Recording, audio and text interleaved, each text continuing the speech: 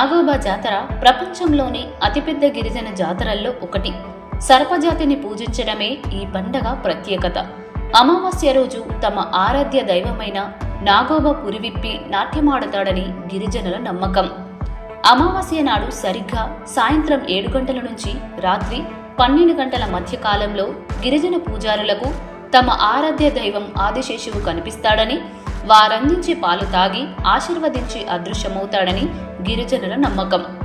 నాగోబా గోండుల దేవుడు. ఈ దేవాలయం ఆదిలాబాద్కు 40 కిలోమీటర్ల దూరంలో ఇంద్రవెల్లి మండలం ముత్నూర్ దగ్గర కేస్లాపూర్ గ్రామంలో ఉంది. ఈ జాతరను ప్రభుత్వం రాష్ట్ర పండుగ ప్రకటించింది. కేస్లాపూర్ జనాభా 400కు మించదు, కానీ పండగ నాడు లక్షలాది మందితో అది జనారణ్యంగా మారుతుంది. నాగోబాను కొలిస్తే పంటలు బాగా పండుతాయని, శాంతి విరజిల్లుతుందని, రోగాలు మటు మాయమవుతాయని గిరిజనుల నమ్మకం.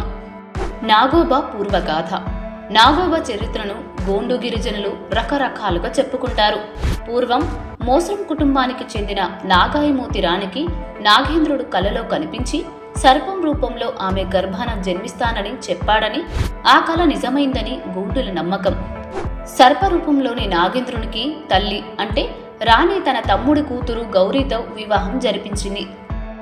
అత్త ఆజ్ఞ మేరకు గౌరీ భర్తను బుట్టలో పెట్టుకుని గోదావరికి ప్రయాణం కాగా ఒకచోట పాము ఉడం రూపంలో కనిపించగా ఆ ఊరు ఉడంపోయింది. ఆ తర్వాత గౌరీ ధర్మపురి వద్ద గోదావరిలో స్నానం చేయడానికి వెళ్ళగా ఆమెను చూసి నాగేంద్రుడు మనిషి రూపంలోకి మారాడని, అయితే పేరు ప్రతిష్టలు కావాలో సాంప్రదాయం కావాలో తేల్చుకోమనగా గౌరీ సాంప్రదాయాలను లెక్క చేయకపోవడంతో తిరిగి పాముగా మారాడని కథ.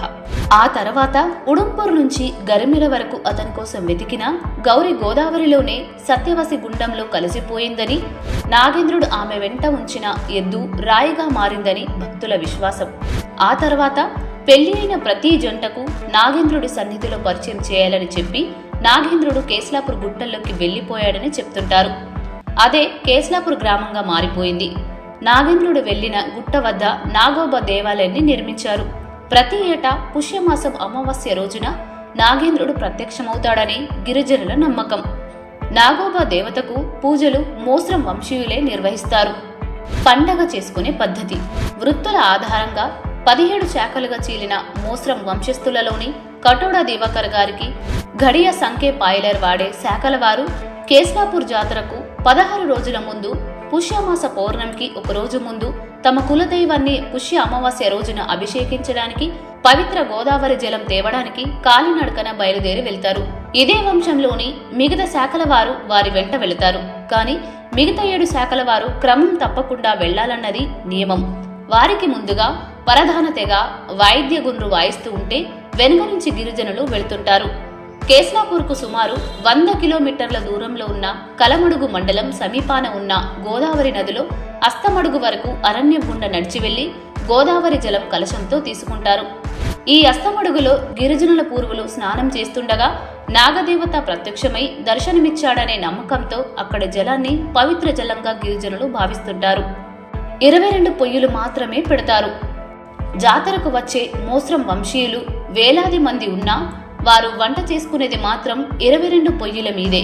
ఈ పొయ్యిలు ఎక్కడ పడితే అక్కడ పెట్టడానికి వీల్లేదు. ఆలయ ప్రాంగణంలో ప్రత్యేకంగా ఏర్పాటు చేసిన ప్రహరీ గోడ లోపల గోడకు చుట్టూ దీపాలు వెలిగించేందుకు ప్రత్యేక అరలు ఉంటాయి.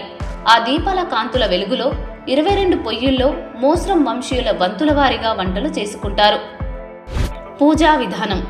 జలంతో నిండిన కలశాన్ని పూసిగూడ గ్రామానికి లేదా ప్రధాన పూజారి ఉండే నార్నూర్ మండలం గురిజల గ్రామానికి తెచ్చి అక్కడ ఒక రోజు ఉన్న తర్వాత కలశం అదే గ్రామంలో ఉంచి గిరిజనులంతా తమ ఇండ్లకు తరలి ఒక దినమంతా పండుగ జరిపి తిరిగి కలశం ఉన్న స్థలానికి చేరుకుంటారు.